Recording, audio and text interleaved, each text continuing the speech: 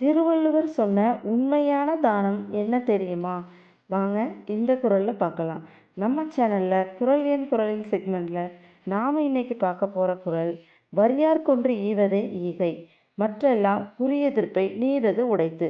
இந்த குறள் 23வது அதிகாரமான ஈகை அதிகாரத்தில் இடம்பெற்றுள்ளது. குறள் எண் 223. குறள், வறியார் கொன்று ஈவதே ஈகை, மற்றெல்லாம் புரியெதிர்ப்பை நீரது உடைத்து. பொருள், வறுமையில் இருப்பவர்களுக்கு ஒரு பொருளை கொடுத்து உதவுவதே ஈகை எனப்படும். மற்றது எல்லாம் ஒரு பயனை எதிர்பார்த்து கொடுப்பதே ஆகும்.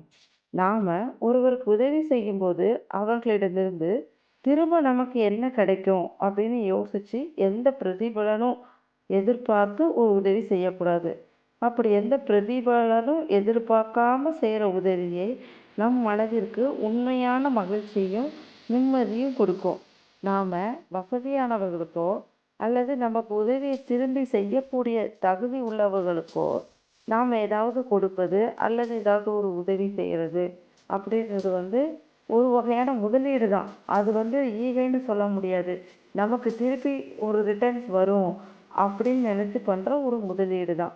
நமக்கு ரொம்ப வேண்டியவங்களுக்கு, நம்ம ஃப்ரெண்ட்ஸுக்கு, நமக்கு ரொம்ப பிடிச்சவங்களுக்கு நம்ம ஏதாவது ஒரு உதவி செஞ்சாலோ இல்லை அவங்களுக்கு ஏதாவது கொடுத்தாலோ அது அன்பு தான்.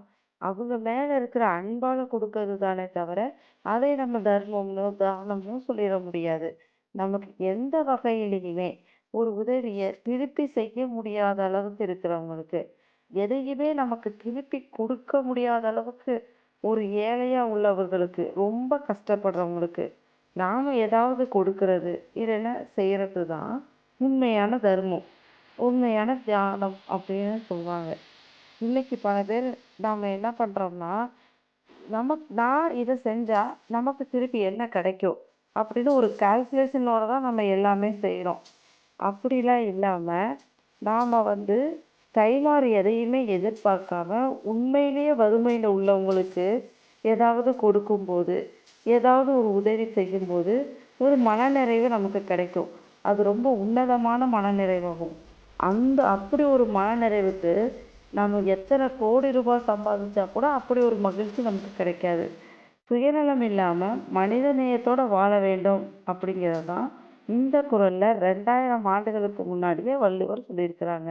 இந்த வீடியோ உங்களுக்கு பிடிச்சிருந்தா லைக் பண்ணுங்கள்.